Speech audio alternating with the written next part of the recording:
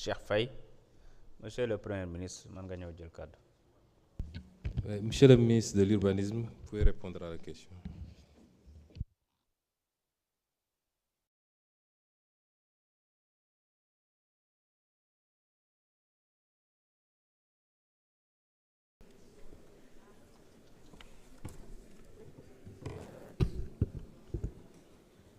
Monsieur le Président de l'Assemblée nationale, Monsieur le Premier ministre, chers collègues, honorables députés,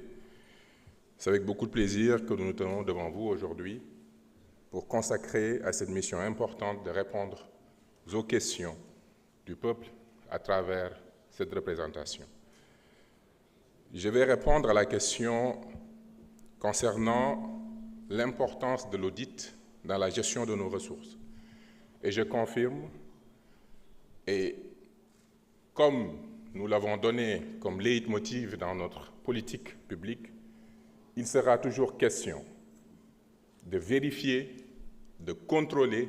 et de faire de sorte que l'ensemble des ressources qui sont entre les mains de cette nation puissent aller vers les populations et selon leurs besoins. Et il ne sera pas uniquement lié à la question foncière, mais aussi à la gestion des ressources et tout ce qui constitue aujourd'hui les besoins des Sénégalais. Je dois quand même préciser que les compétences transférées aux collectivités locales font l'objet de contrôle sur la question foncière.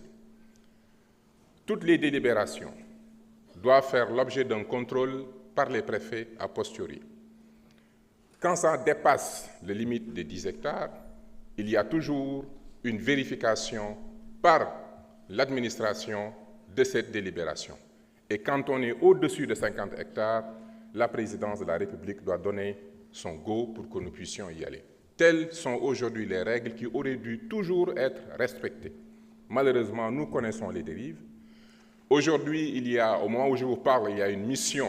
de l'inspection que nous avons diligentée sur l'ensemble des collectivités locales sur lesquelles nous avons observé des dérives et bientôt des décisions seront prises sur cette question-là, pour vous dire que rien n'est resté en rade. Souvent aussi, en interaction avec vous, la représentation nationale, vous me faites cas de plusieurs dossiers. Et à chaque fois, nous prenons le temps de faire une instruction, de contacter le maire, de demander aux représentants de l'État de nous faire le point. Et quand nous voyons qu'il y a véritablement des problèmes, nous prenons les décisions nécessaires pour amener la correction que nous avons vendue au peuple sénégalais autour du Jubal Jubanti. Donc pour tontu ko ci olof bi ma nuyoo le premier ministre yi ma fi àndal ak honorable député yi ak le président de l'Assemblée dañuy wax ne bokk na ci li nu gëm di ko doxalee sunu réew mooy lépp loo xam ne alalu askan wi la daañ ko teg ci yoon ba ñëpp jot ci du ñu yem rek ci mbiri suuf waaye lépp luy ressource danañu fexe ba ñu teg ko ci yoon ndax mu mën a dem ci askan wi mbiri suuf nag dafa nekk lu am solo nekk loo xam ne bu ñu xoolee texte yi tey dañu ko encadré collectivité locale bu ciy jël dogal la ngay jël boo paree gouverneur préfet wala sous-préfet daañ ci seet ndax teg nga ko ci yoon am déet bu dee dafa dépassé 50 hectares balaa nga cee sori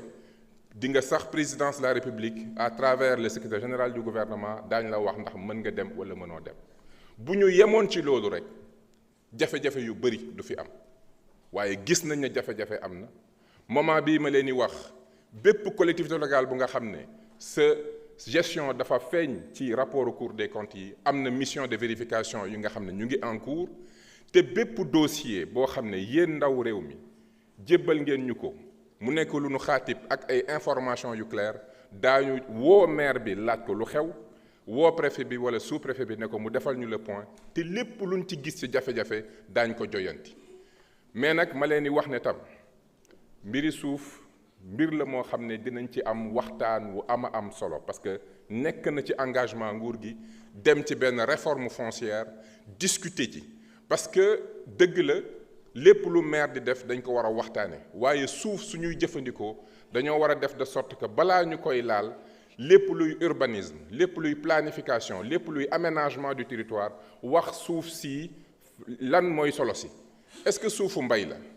est-ce que suuf bu ñu war a def extraction parce que am na lu yàlla def wërsëg ci biir est-ce que suuf soo xam ne la fa la ndox doon jaar nañ ko bàyyi noonu pour su ndox mi ñëwaatee ndox mi mën faa dellu liggéey boobu bi ñu ñëwee gis nañ ne lu sooxe la ci réew mi mën naa ne la tey jii seulement 10% wu territoire national moo nekk objet de planification te tant que planification boobu dellu siwul ñu fexe ba territoire bu nekk ñu jox ko des schémas directeurs des plans de cohérence des plans d'urbanisme commune bu nekk nga am détail yu sa commune sa périmètre fii lii circulation la war a doon lii agriculture la war a doon lii dëkkuwaay moo ca gën lii gàncax gu ñu war a préserver la tant que yegguñu foofu ci niveau de planification nit dina jël délibération ci kaw carrière nit dina jël délibération fu nga xam ne inondation la nit dina jël délibération feneen ak feneen ak feneen donc problème bi dafa nekk lu structurel loo xam ne lu xóot la laaj na waxtaane laaj la jiital xam-xam laaj na réforme mais laaj na surtout appliquer règles yi nga xam ne moment bii ma leen di wax loolu moo nekk ci réew mi ñu war koo doxal te mu am ay sooxe kon boog du ma guddal lépp loo xam ne daal jébbal ngeen ñu ko yéen ndaw réew mi daañ ko càmbar doxal ko te président de la république ak premier ministre joxe nañ ay instructions claires pour que ñu dem vers des réformes très structurelles pour que ëllëg ci biir suuf si doon loo xam ne dina jëriñ askan wi ci fànn yépp ci mbiri mbay ci mbiri gàncax ci mbiri dëkkuwaay mais ci mbiri industrie ak lépp luy mine ak carrière jërë ngeen jëf. jërëjëf honorable député honorable monsieur le ministre plutôt